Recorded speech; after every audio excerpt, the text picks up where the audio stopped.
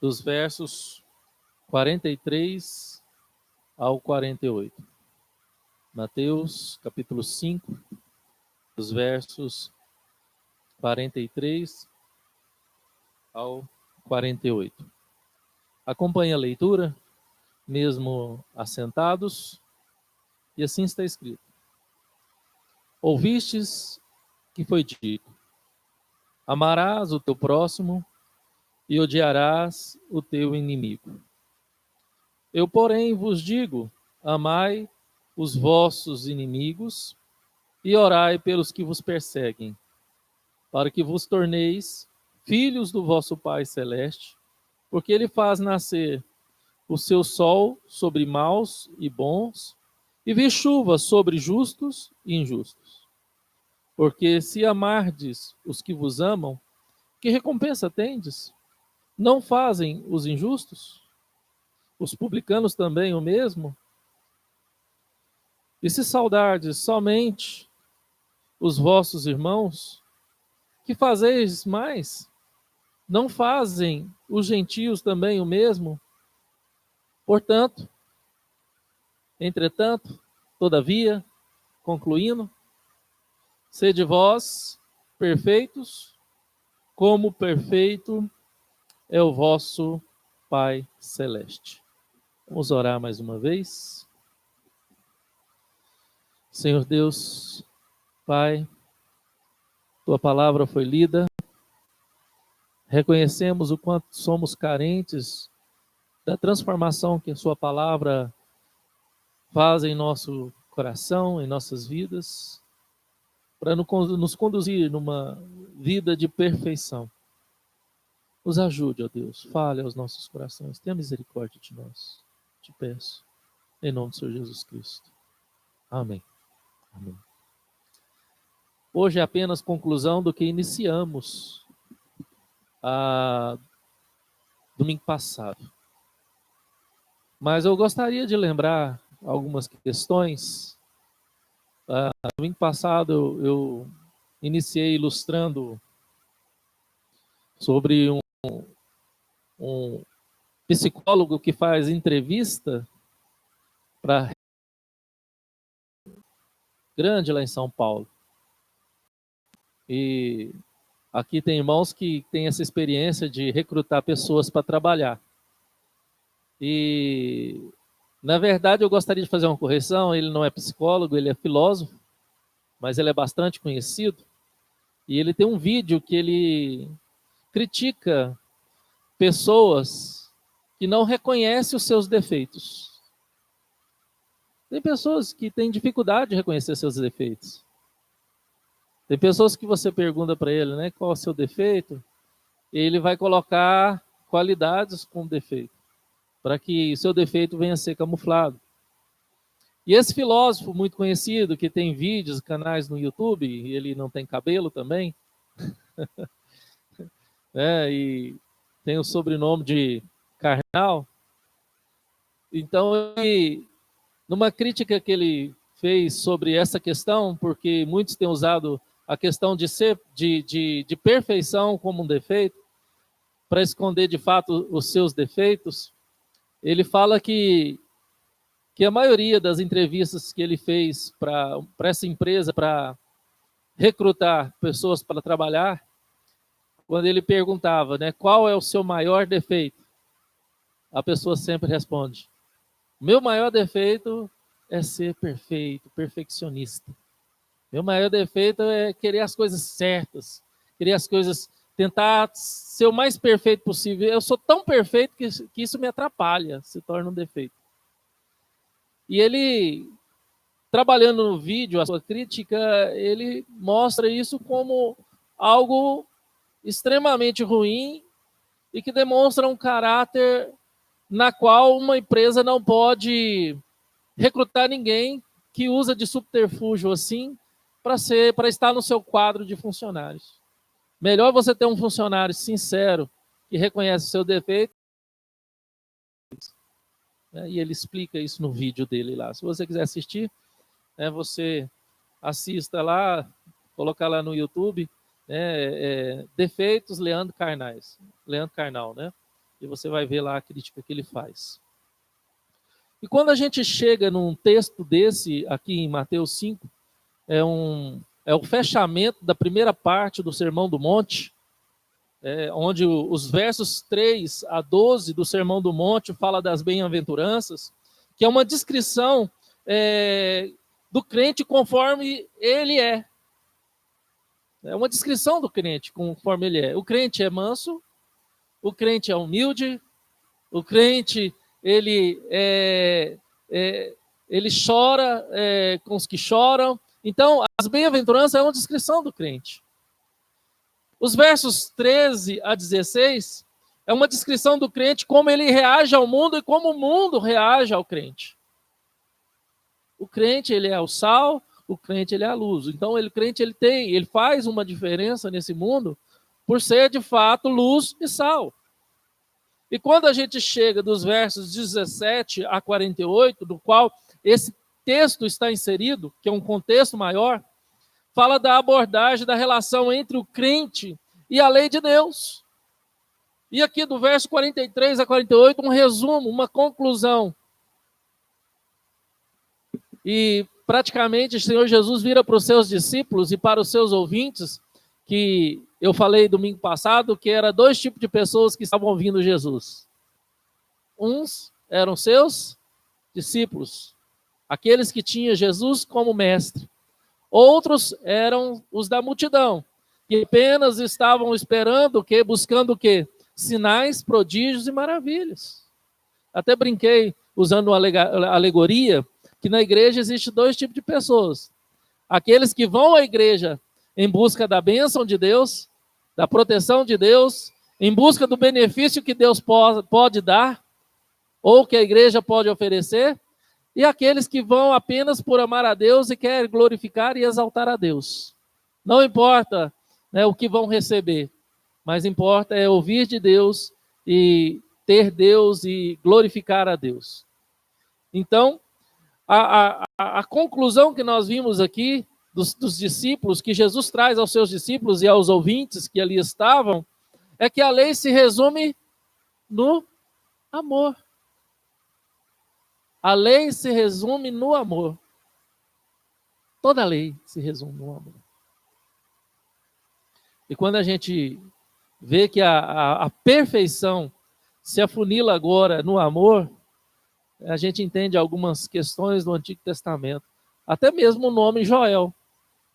O nome Joel, o profeta Joel, significa que o Senhor é perfeito. E quando a gente vê a perfeição de Deus, como falei, relembrando os irmãos, como eu falei domingo passado, Deus é perfeito em todos os seus atributos. Tanto os atributos que concernem ou que tem a ver somente com Ele, como onipresença, onipotência, onisciência. Deus é perfeito nesses atributos, também naqueles atributos que comunicam a mim e a você. Que nós também temos, por ser imagem e semelhança de Deus, como bondade, justiça, santidade, misericórdia. Então, Deus, nós somos imperfeitos. Ninguém aqui pode dizer, pastor, eu não concordo. Eu sou muito bom. Eu creio que meu maior defeito é ser bom demais. Eu sou bom ao extremo. Eu sou perfeito na minha bondade. Eu creio que isso só acontece com os entrevistadores de grandes empresas, né, que quando perguntam para a pessoa qual que é o seu maior defeito, né? Eu não acredito que muitos devem falar, meu maior defeito é ser bom. Para a empresa que eu prejudico a mim mesmo, porque eu trabalho demais, eu passo do horário, eu penso só nos outros e só em servir. Não é assim, gente. A nossa tendência é essa. A nossa tendência é ser assim. Não, meu maior defeito, eu sou perfeito em misericórdia. Eu sofro demais quando eu vejo alguém sofrendo. Eu não sou rico, eu não tenho dinheiro guardado, porque, né, o que sobra é para ajudar as pessoas.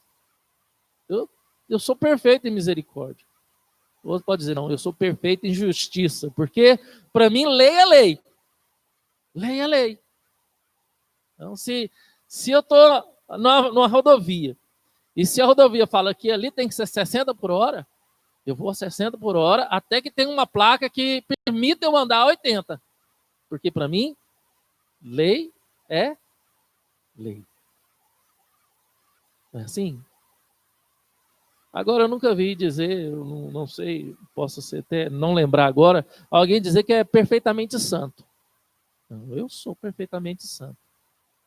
Eu não pequei hoje. Eu não pensei nada errado, não pensei mal de ninguém, não cultivo nada de ruim no meu coração em relação à pessoa, mesmo que os meus preconceitos e os meus prejuízos me levam a pensar mal dessa pessoa, porque os fatos provam o contrário do que de fato eu vejo. Eu não sou uma pessoa que antecipa o preconceito ou prejuízo de ninguém. Eu sou uma pessoa santa. Eu sou perfeito em santidade.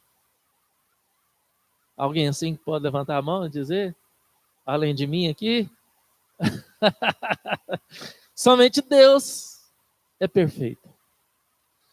Só que, olha uma situação que nos chama a atenção aqui nesse texto.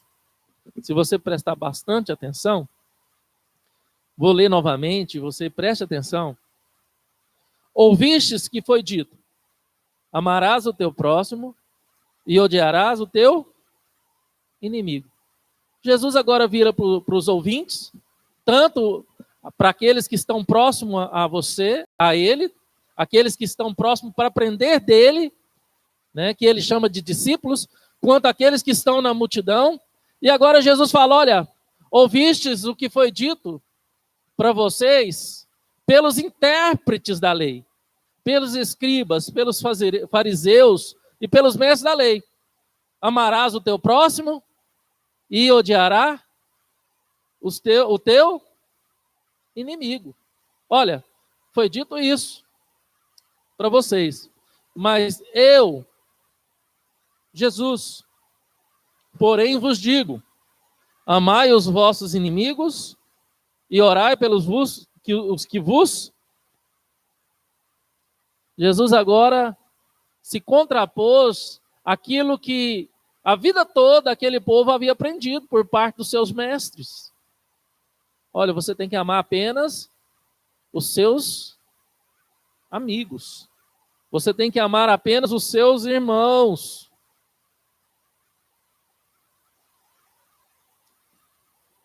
Porque, na verdade, era isso que acontecia na prática. Era isso que acontecia de fato.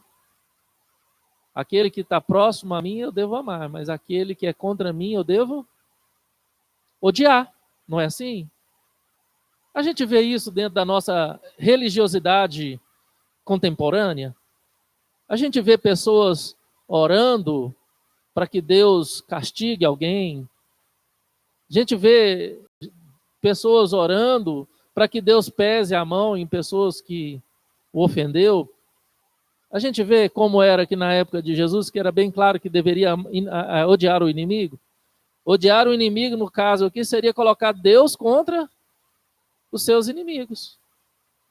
Eu creio que eles lembravam claramente de quando Deus era a favor do povo hebreu contra os seus inimigos. Que onde o povo de Israel, enquanto o povo de Israel era o quê? Fiel a Deus, Deus era fiel a eles. Então toda a guerra era vencida com sucesso pelo povo de Israel. Não era assim?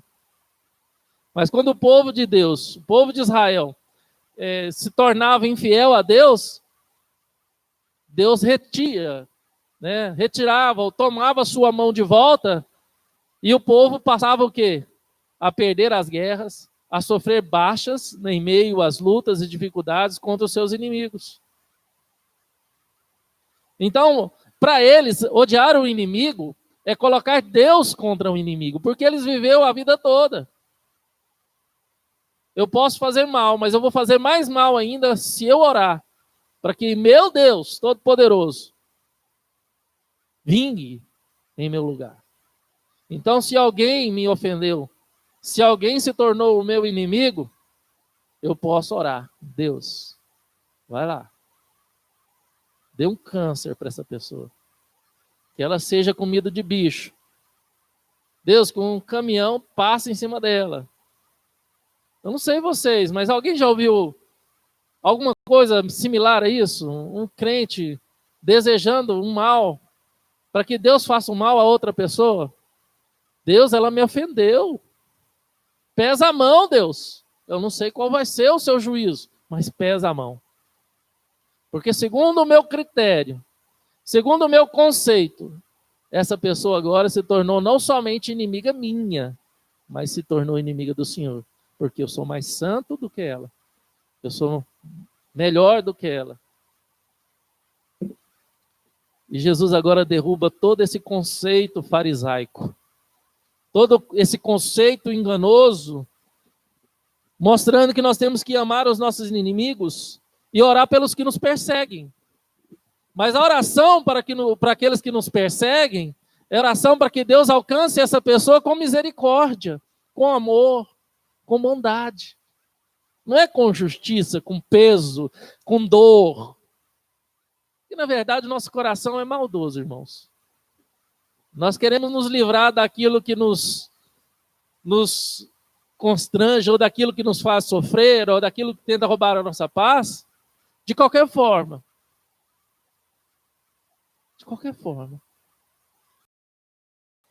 Eu lembro de uma oração de um irmão que estava devendo a outro irmão, que ele buscava o perdão da dívida através da morte do irmão. Oh, meu Deus. Já que ele não quer perdoar a dívida, leva o irmão. Né? Porque aí eu me livro da dívida. Assim, muitas vezes nós queremos livrar daquilo que daquilo que está nos afligindo, através da intervenção de Deus direta no corte direto ali na raiz daquilo ali, daquele mal que nos aflige. Mas quando a gente olha para o versículo 45, a gente entende o versículo 48. O que está no 45? Para que vos torneis filhos do vosso Pai Celeste, porque Ele faz nascer o sol sobre os maus e bons, e chuva sobre justos e injustos. Para que a gente, então, tem que amar os nossos inimigos? Por quê? Né? Não é para quê? Mas por que nós temos que amar os nossos inimigos e orar pelos que nos perseguem? Por que nós temos que parar de desejar o mal para aqueles que, ao nosso ver, nos fez o mal? Para que nós venhamos nos assemelhar, para que nós venhamos nos tornar como filhos de Deus.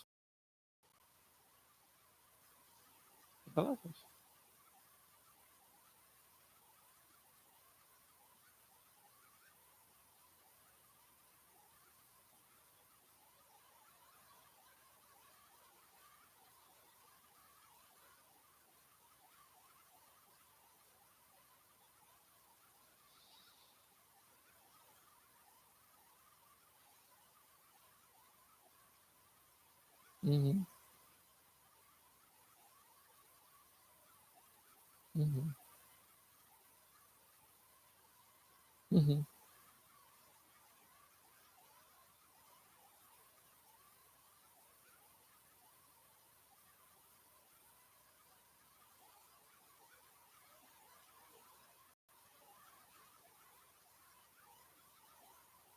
Uhum. Uhum. Uhum. Uhum. Uhum. Era uma opressão terrível, né? Eu até preguei domingo passado à noite falando sobre uma lei de um romano sobre a nação conquistada, né? De andar uma milha, né? Então, um cidadão romano, qualquer cidadão romano que estivesse carregando um peso, né, e estivesse cansado, eu poderia virar para um cidadão que não era romano e falar: olha, leva meu peso. E a lei garantia que esse cidadão que não era romano tinha que levar esse peso para esse romano por uma milha. E Jesus fala, então, não vai uma, vai duas. Então, claramente a gente vê uma opressão de uma nação, né, sobre outra nação. E por isso, claramente o Sérgio veio lembrar desse contexto, esse povo era inimigo do povo judeu. Então, e claramente, o discurso de Jesus se tornou muito duro para eles. Tanto é que aquela multidão sumiu, só ficou ali os seus discípulos, e Jesus vira agora, não queres também retirar-vos vós também, se o discurso é duro. E às vezes a gente, irmãos, isso traz uma realidade para nós, desculpa aqui a fazer uma parênteses, mas o Sérgio me fez lembrar disso. A procura dos seres humanos é ouvir aquilo que agrada aos seus próprios ouvidos. A gente vai procurar coisas na internet que a gente gosta, que o coração da gente quer. Porque é difícil ouvir coisas que contrapõem, que chocam e que vai de encontro àquilo que eu gostaria de ouvir.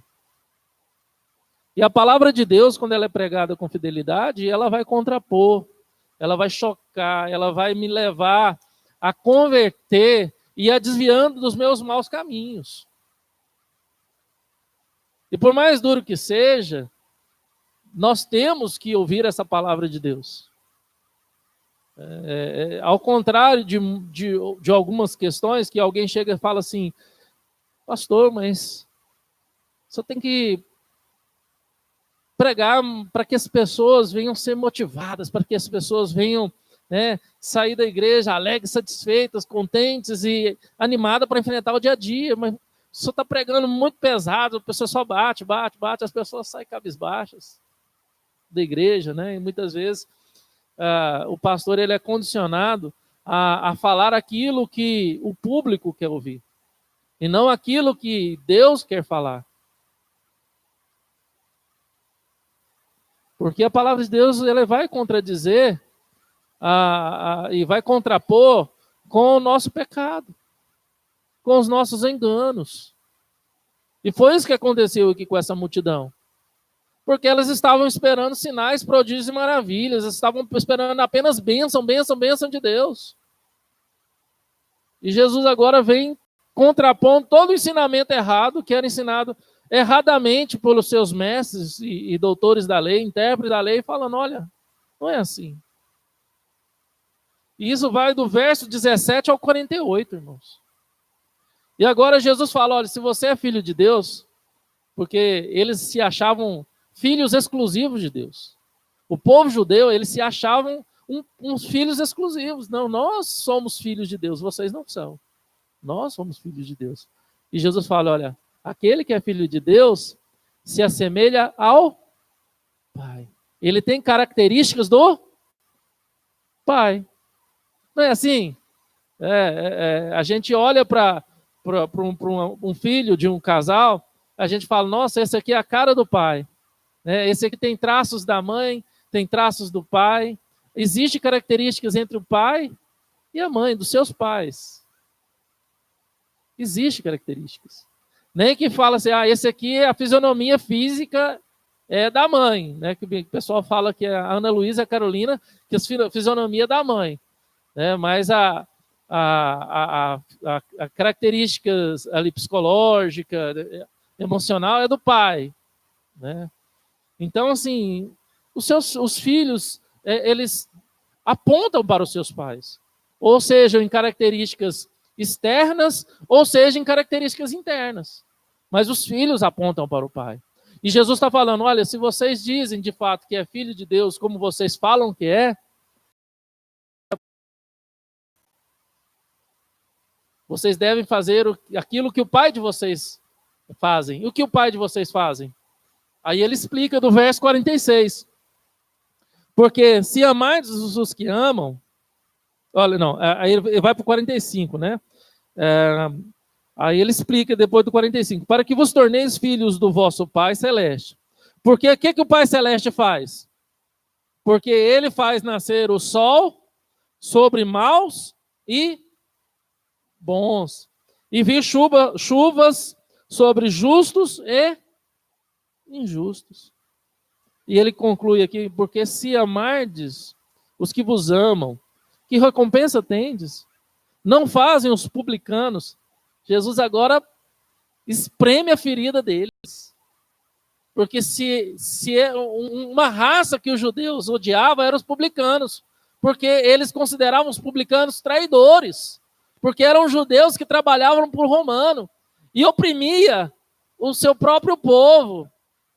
E agora Jesus massacra eles com aquele tipo de pessoas que eles odiavam por considerar traidores. Não faz os publicanos também o mesmo? Quer dizer, aí Jesus fala, olha, vocês estão se assemelhando àqueles que vocês chamam de traidores. Porque eles fazem o mesmo que vocês estão pregando. E se saudardes somente os vossos irmãos, que fazeis demais? Se você cumprimenta somente aquele que é seu irmão, que é seu próximo, o que você está fazendo demais? Esse negócio de cumprimentar é complicado.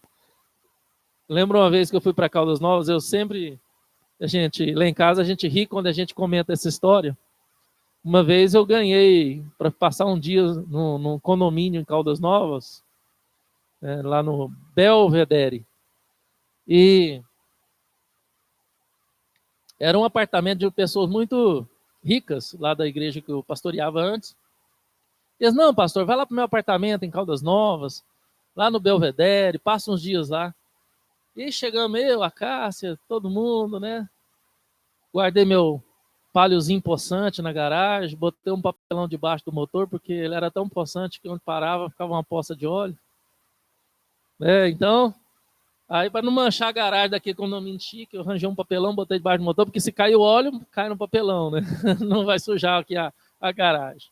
E aí a gente rumou, foi para o apartamento, guardou as coisas. Na hora que deu a noitinha, eu desci para a piscina, aquele conjunto de piscina assim. Era coisa pequena, mas bem sofisticada, bem pequena e tal. Tinha um grupo de pessoas na piscina. E a primeira coisa que eu cheguei, quando eu cheguei com o meu roupão, né, tal, para depois tirar, para entrar na piscina, antes de entrar na água, eu, boa noite. Foi praticamente como se eu tivesse dado boa noite para ninguém. Ninguém respondeu. Eu falei, será que esse povo não ouviu meu boa noite? Aí a Cássia disse que ficou tanta vergonha que ela e a Ana Luísa ficou escondida, né? Que eu fiz assim, boa noite, pessoal. Igual a Valesca aqui, quando ela dava boa noite para todo mundo. Né? Boa noite, pessoal. Ninguém respondeu. Ninguém. Aí eu murchinho, tirei o roupão, deixei lá naquela cadeirinha do lado. Sentei lá naquele cantinho daquela água quentinha. 10 minutos depois chega a Cássia e a Ana Luísa. Já não deu boa noite para ninguém, né? Mas muitas vezes nós não saudamos a quem está próximo para não pagar um mico desse, né? Para a gente já espera quando a gente dá boa noite, boa tarde, bom dia, a pessoa responde, né? Então, quando você dá assim, um boa noite, ninguém responde. Quando você faz assim, um boa noite, pessoal, ninguém responde. Né? Dá vontade de você pegar o roupão e ir lá para o apartamento e ficar quietinho. Mas a gente percebe, eu não sei por que aconteceu isso, né? Eu não sei. Mas Deus sabe. Mas aqui o texto está falando que nós devemos cumprimentar, saudar, né? Não é só a quem a gente tem certeza que vai ser recíproco, que vai responder a gente positivamente a nossa saudação. Não é assim? Se eu devo cumprimentar a irmã com a paz do Senhor, eu viro para a irmã ali e falo, irmã, paz do Senhor, Deus te abençoe. Né? Aí a irmã fala, não, pastor, paz do Senhor também, Deus te abençoe. E se você cumprimentar alguém, a paz do Senhor, meu irmão, e ela virar e não te saudar, a Bíblia diz que o quê? A paz volta para você. Mas que nós devemos o quê? Saudar, cumprimentar os outros com bom dia, boa tarde, boa noite, Deus te abençoe, né? A paz do Senhor, a paz de Cristo Jesus, o Senhor seja contigo. Isso deve ser um hábito nosso como os filhos de Deus. Porque se a gente não for assim, qual a diferença nossa com os filhos do mundo? Qual vai ser a diferença sua com os filhos do mundo? Se nós não somos filhos deste mundo, mas nós somos filhos de Deus. Sabemos que nós somos imperfeitos. Sabemos que tem momento que a gente não está bem. Que a gente não quer nem ouvir um bom dia. Porque se alguém falar um bom dia para a gente, né, vai ouvir. Não é assim? Mas isso mostra que nós somos imperfeitos. Aí Jesus agora fala, portanto, para concluir, irmãos. Porém, contudo, todavia, sede vós perfeitos, como perfeito é o vosso Pai. Aqui eu vou mais na linha de John Stott e na linha do Hernandes Lopes, porque o verbo perfeito aqui, ele está no sentido de completos, porque o verbo perfeito seja completos, como o vosso Pai é completo, mas ele está no contexto de amor. Então, a intenção de Cristo colocar um verbo completo, no sentido de completo, num contexto de amor, é mostrando o quê? A completude do amor de Deus. E o que Jesus está falando para os seus discípulos e para a sua multidão, que o seu amor seja completo. Busque que seu amor seja completo. Que não haja falta. E que amor é esse? É o amor semana passada, que significa o quê? Um amor invencivelmente benevolente. Invencivelmente benevolente. Que seu amor seja completo em querer o bem e que nunca você deixe de amar e se vencer pelo mal, para que você venha desejar o mal para o outro, porque simplesmente o outro te fez mal.